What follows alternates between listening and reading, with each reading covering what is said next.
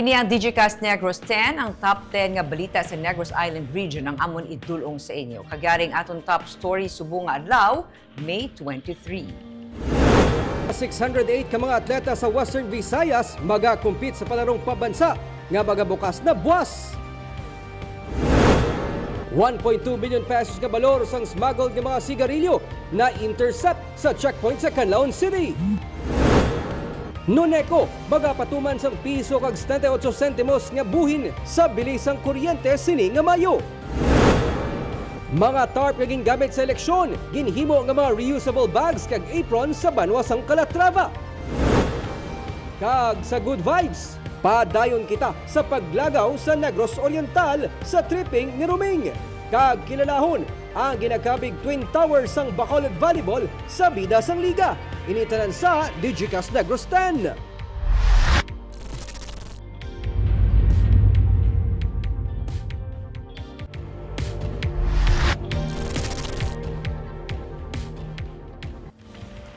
Sa number 10, ginanunsyo sang Northern Negros Electric Cooperative o Nuneko nga mayara sang 1 peso and 78 centavos per kilowatt hour nga buhin sa balayran sa kuryente nga ipatuman sini nga Mayo. Gani halin sa 15.0705 per kilowatt hour, mangin 13.2898 per kilowatt hour ang bayaran sa mga konsumidor. Ang buhin sa balayran sa kuryente ang tugas ang pagnubo sang kuryente nga ginabakal sang Nuneko sa Wholesale Electricity Spot Market o kun WESM. Dugan diri ang pagkambyo sa foreign exchange rates kag fuel cost sang power suppliers kasubong sang Palm Concepcion Power Corporation kag FDC-MPC suno sa management. Sa pihak sang pagnubo sang presyo sang kuryente, nagapangabay ang Nuneko sa mga konsumidor nga bantayan kag magkinot sa paggamit sang supply sang kuryente agud mapahagan-hagan man ang bulanan nga balayran.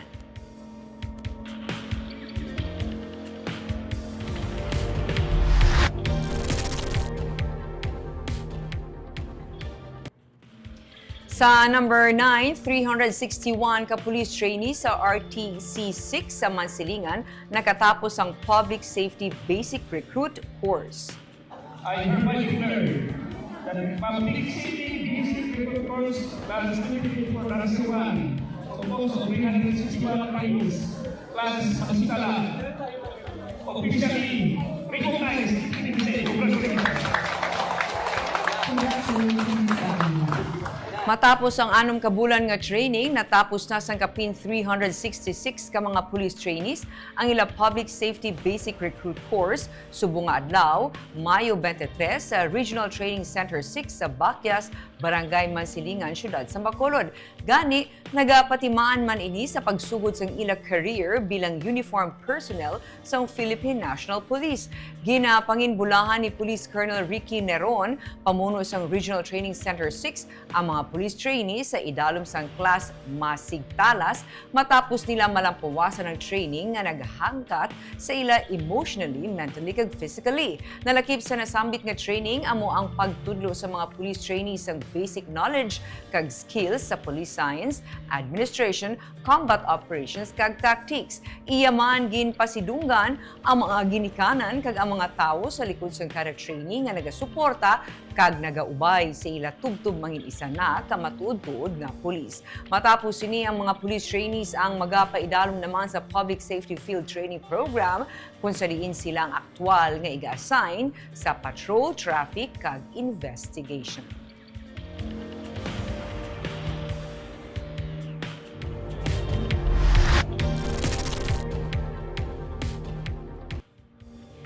Sa number 8, malapit sa 20,000 kaido kag kuring ang nabakunahan sa mass anti-rabies vaccination sa Bacolod. Balik na sa house-to-house vaccination ang katapos ang City Veterinary Office vaccination team sa pila ka mga barangay sa Bacolod. Halos natapos ang anti-rabies mass vaccination sa Barangay Takuling kag Singkang Airport. Marason nga magapadulong sa pahanukoy kag tangub ang team para mangbakuna sa mga hinutanan nga kuring kag ido. Sa records ng City Vet, nagalabot na sa kapina 20,000 ka mga ido kag kuring ang nabakunahan. Ginsiling ni Assistant City Veterinarian Dr. Jack Cabugwason, mahimo kulangon ang 1,440 doses ng vaccine, gani naghinyo na sila sang dugang 3 million pesos nga pondo para sa bakuna. Target sa Bacolod City Veterinary Office nga malabot ang herd immunity pagi sa pagbakuna sang masobra 80,000 ka mga ido kag kuring nakip na diri ang mga layaw. Ang mass vaccination kabahin sa tikang sa Bacolod LGU agud mapangapinan ang mga hinuptanan kag mapaiway ang kaso sang rabies.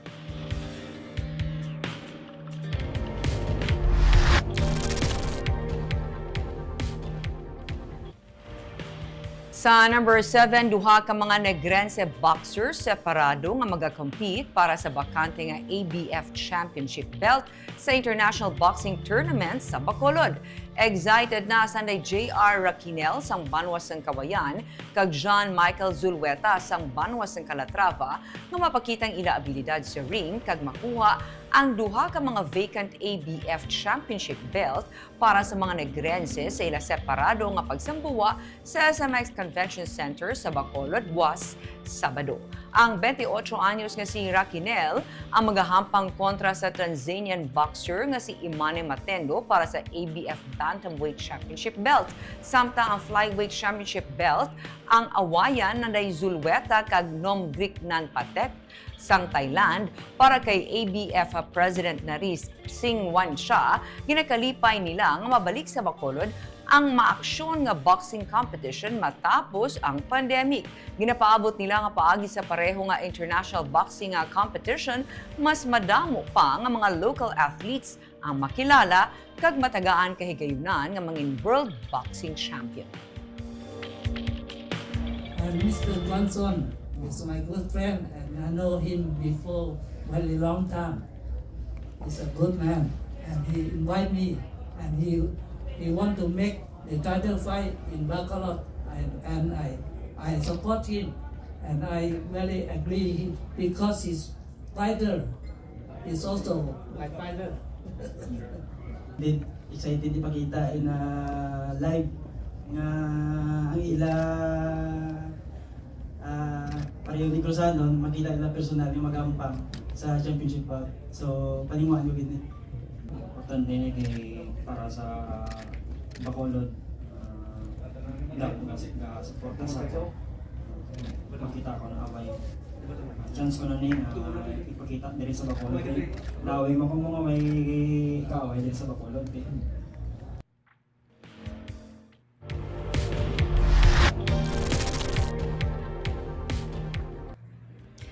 Sa number 6, mga tarp nga gingamit sa eleksyon, ginhimo nga reusable bags kag apron sa Calatrava. Imbes nga magtupa sa sanitary landfill, sarang pa nga mapuslan ang mga campaign tarpaulins nga gingamit sa tinilikdan nga May 2025 national and local elections. Kapareho na lamang sa Banwas ng Calatrava kung sa diin ila gin-recycle ang mga tarpaulins kag ginhimo nga reusable bags kag apron. Sarang magamit ang bag sa pagpaninda sa merkado. Samtang aprons naman ang ginagamit sa mga manugbaligya. Ginpangunahan ini nga inisyatibo sa Municipal Solid Waste Management Office sa Banwa na nagapati nga ang pag-recycle sa mga tarpaulin, isa ka pamaagi agud buligan ang palibot.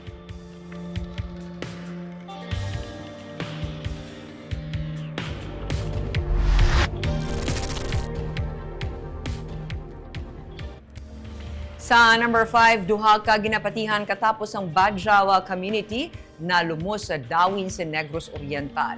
Last Huwebes ang agas ang wala na makita ng duha ka mga pangayaw nga mananagat nga nangisda sa Barangay Apo Island sa Dawin, Negros Oriental. Gani gilayon nga nagpatuman sang search and retrieval operation ang katapos ng Philippine Coast Guard Negros Oriental tubtub nga nakita ng ilang mga bangkay last 3 na sang hapon. Ang mga biktima nga Sunday Joel Tapsilani kag Bobong Daumani ang katapos ang Badjao community sa Bohol. Nagapating otoridad nga illegal nga nagpanagat ang mga biktima gamit ang air compressor. Mahimo nga wala masarangan sa mga biktimang mabaskog nga water current kabangdanan nga sila ang nalumos.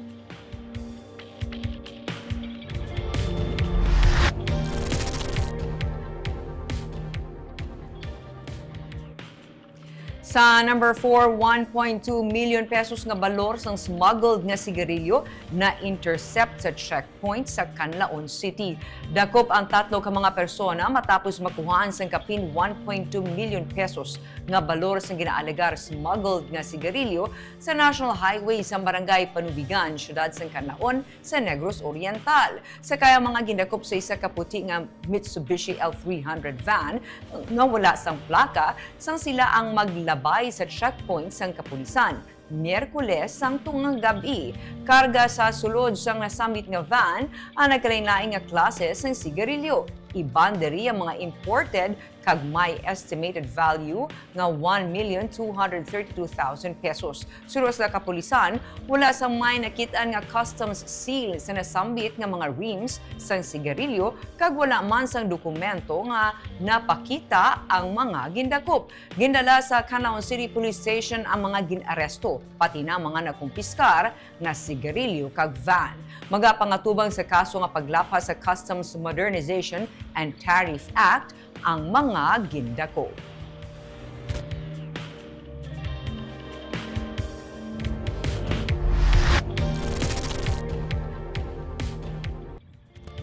Sa number 3, sunod-sunod nga linog nga na-record kag nabatyagan sang nagliligad nga inadlaw sa Sipalay City ang tectonica quakes o kuntugas ang movement sang tectonic plates.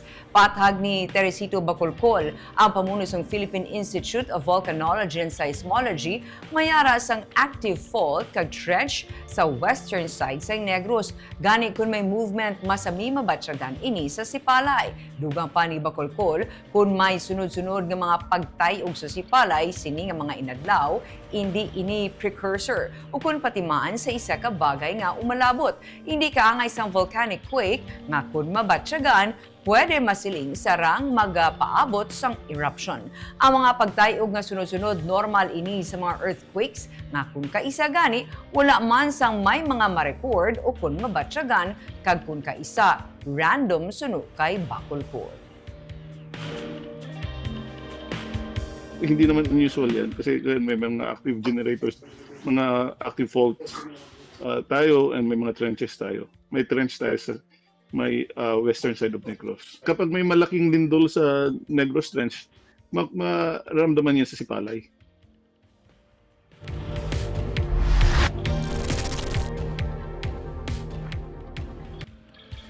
Sa number 2, DSWD naka-release na sa masobra sa 116.7 million pesos nga balor sang humanitarian assistance sa apektado sang bulkan Kanlaon. Nagdangat na sa masobra 116.7 million pesos ang balor sang humanitarian assistance nga na-release sa Department of Social Welfare and Development para sa mga naapektuhan sang paglupok sang bulkan Kanlaon. Samtang FIVOLCS ang padayon nga nagapahanumdum sa publiko nga padayon mag-aligmat sa sitwasyon sang bulkan Kanlaon. Sa report sang DSWD Western Visayas as of May 22, masobra sa 77.2 million pesos ang balor sang food packs nga na-release. Masobra naman sa 9.7 million pesos ang mga non-food items nga napanghatag kag masobra sa 29.7 million pesos naman ang na-release nga financial assistance kaangay sang AIX ECT. May masobra naman sa 13.6 million pesos nga assistance ang na-release gikan sa LGU kag 14.7 million pesos naman gikan sa NGO kag iban nga organisasyon. May 1,684 ka pamilya ang nagapabilin sa 13 ka mga evacuation center sa Negros Occidental. Sa pihak nga bahin, nag-record sang 18 ka volcanic quakes ang Kanlaon sa May 23 nga report sang FIVOLCS. 978 naman katonelada sang sulfur dioxide flux ang na-record. Ang plume naman yara sa 100 meters ang kataason para ng ground deformation o kung paghabok sa bulkan. May pagnubo sa mga na-record nga activities sa bulkan suno kay Marie Andeline Kinsha, ang resident volcanologist nga nabasa sa Kanlaon Observatory sa La Carlota City nga mahimo nga may nagaporma nga plug o kung pagbara sa system sa bulkan gani hindi dapat nga magkumpiyansa. Pwede na ma'am nga kuan ma'am no nga makabignatan man nga kay man na ba iya nga mga sulfur dioxide nga ga-form na naman iyang kwan ma'am nga plug sa iyang system. So mabantay hindi kita mag-complacent. Oo ma'am, that's correct ma'am no. Lalo may mga kwan gyapon ma'am no, may mga volcanic earthquakes bakit ang mga nare-record.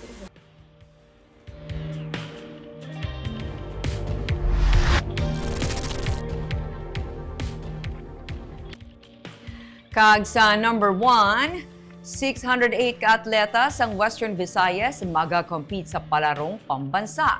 Mataas nga heat index pagpanghangkat. Buwas Mayo 24, opisyal nga magabukas ang palarong pambansa sa Lawag City sa Ilocos Norte.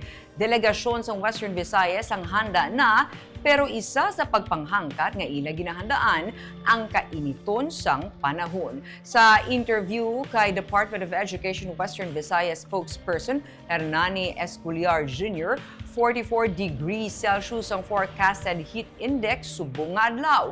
Luyag nila nga mapangapinan ni kayong lawas sa mga atleta gani humalin sang pag-abot nila ila nga ginapasiguro nga ang mga pag-ensayo sang kabataan temprano pa o kung sa tion nga mabugnaw pa ang panahon. Ginalikawan na ang pagwa sa ila kung adlaw na o kung nagabiti na ang init. Ang Disaster Risk Reduction Management Team ang maid-id nga naga-monitor agud malikawan ang anuman nga medical emergencies. Sa mismo delegation sa Western Visayas, may kaugalingon nga doktor kag mga nurse. Sa solidarity meeting karon suno kay Esculiar, talakayo ng mga schedules pero inisyal na nga nakasugtan nga ipaiway ang mga outdoor games at tion nga tuman ang pagbiti sang init. 1,003 ang delegasyon sa Western Visayas, 608 diri ang mga atleta. Kung sa diin, 189 ang gikan sa Negros Occidental. Maayo na lang suno kay Esculiar nga temprano pa nag-abot ang delegation sa Western Visayas, gani bisan sa paano naka-adjust na sila sa kainiton sang panahon. Mayo 19, nagsugod abot ang Western Visayas delegation sa Lawag City. Inina ang ulihi nga tion nga magaupod ang Negros Occidental sa Western Visayas bangod sa masunod nga tuig. Maga-compete na ini sa idalom sang Negros Island Regional Athletics Association. Sa pihakabahin na talana nga 4.6 million pesos nga financial assistance sa Bacolod student athletes kag staff nga maga-compete sa palarong pambansa ang aprobado na sang Konseho sang Bacolod. As we speak, currently medyo mataas ang aton dring heat index.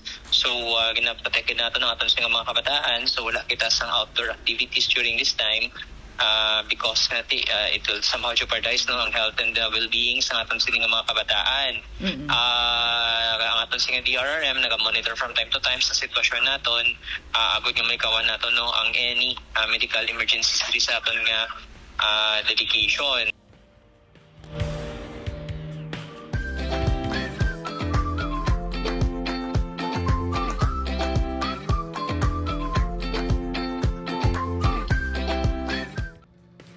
Sa Good Vibes Weekend, padayon kita sa paglagaw sa Negros Oriental sa tripping ni Ruming kag kilalahon ang ginakabig Twin Towers sa Bacolod Volleyball sa bida sang liga. Padayon kita sa paglagaw sa Negros Oriental sa tripping ni Ruming. Halin sa musuning nga slide, ini naman nga slide ang gintestingan ni Ruming.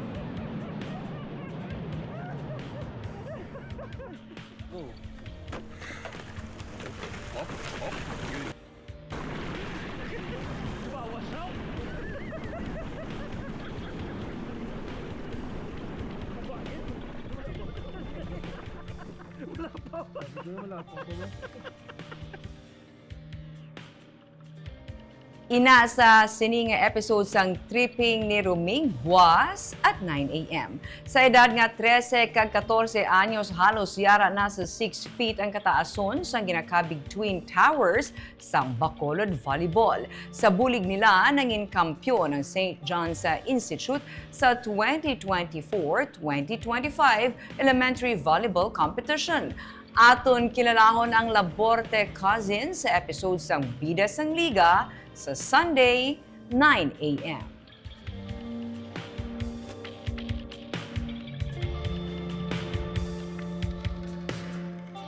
Kagamo yato ang top 10 stories of the day, tub-tub sa Lunes. Ako si Barbara Mijares. Maayong hapon.